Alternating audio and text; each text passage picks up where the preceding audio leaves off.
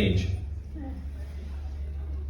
I'm at that age where the adults I grew up are passing. It was my tío Nacho 3 years ago that was the first domino to fall in the line that ends for everyone.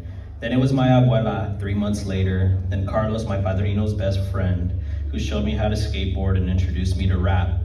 Then it was Ruben from cancer. He was always at our family parties laughing.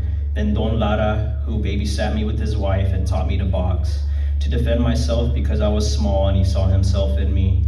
Pete, my neighbor, who talked to me about all things basketball and let me borrow his hoop back when I was a kid with dreams to go pro. I never grew tall, he caught COVID. At times I still think I'm a boy, it's okay, and able to ask them just one more slight question. But now I have diabetes, like how some of them passed. Each wound takes longer to heal. My nephew asked me about comic books and movies. I let him borrow the classics. He calls me old. I'm at that age and it doesn't end. I wait for my domino to fall next. Okay, thank you. So there's that one. Woo! And then I'm gonna read one of my favorite poets. His name is Wayne Kumuali'i Westlake. He was a Hawaiian poet that lived from 1947 to 1984. This one's one of my favorites. It's called Some Critic Tried to Put Me Down. Some critic tried to put me down. Your poems lack meaning, you think you're important. Ha! He's crazy. I just had to laugh. Not anyone can read brush strokes of blood, the meaning being no meaning. This is another one of my favorites by his. It's called Sinhauk Calls Nixon a Liar on the Death of William Carlos Williams. Poets can't buy poetry, how can they?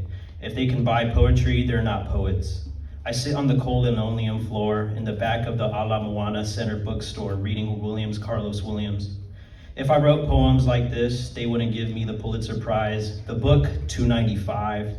Crazy man, my poem's so good, and my money just about to get out, and I get up and buy the book. Some poet, huh? Fool.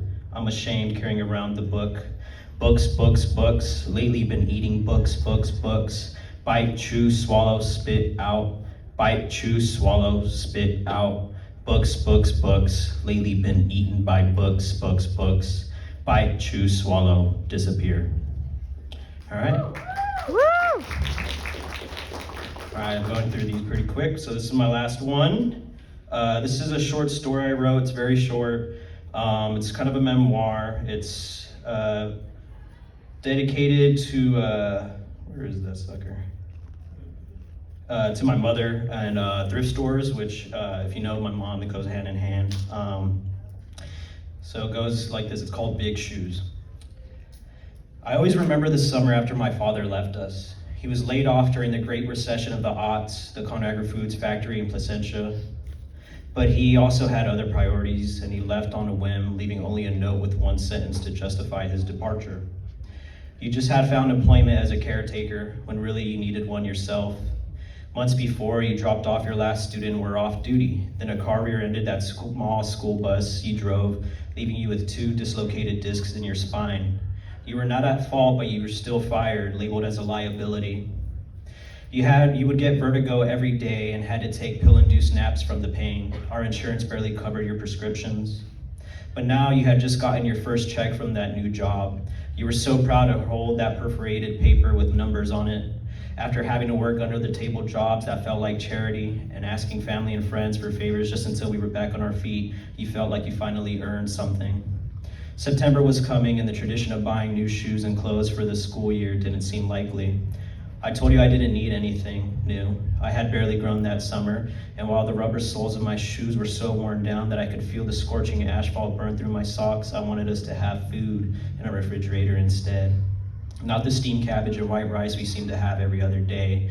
I craved one of your extravagant meals from before, but you insisted on going. We walked through that sparkling lit mall, just the two of us, holding hands. I was almost a teenager and some older kids laughed at me, but I didn't care. My father had left us and I didn't want to let you go. We walked past a PacSun and Anchor Blue and even a Ross. We never entered them. You couldn't afford the back to school specials advertised on the windows. We went to the food court instead and found the cheapest treat, a 99-cent churro that we shared. You gave me the larger piece. The next day you woke me up and said, we're going shopping. We arrived at the thrift store and you told me to look around. I browsed through the kids section and couldn't find anything I wouldn't have been teased for wearing. My allergies began to flare up from the dust of forgotten memories on the withered clothes and broken furniture. You told me to wait in the car, you were almost done. You came out 5 minutes later with a swollen plastic bag.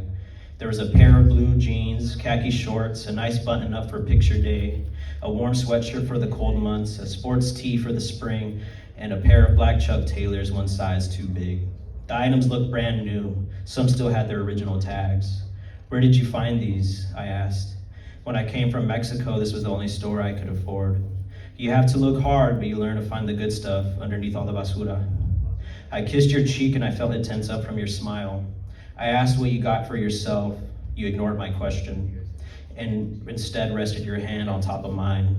These shoes may fit big now, but you'll grow into them one day, mijo. I promise you. Thank you. Woo!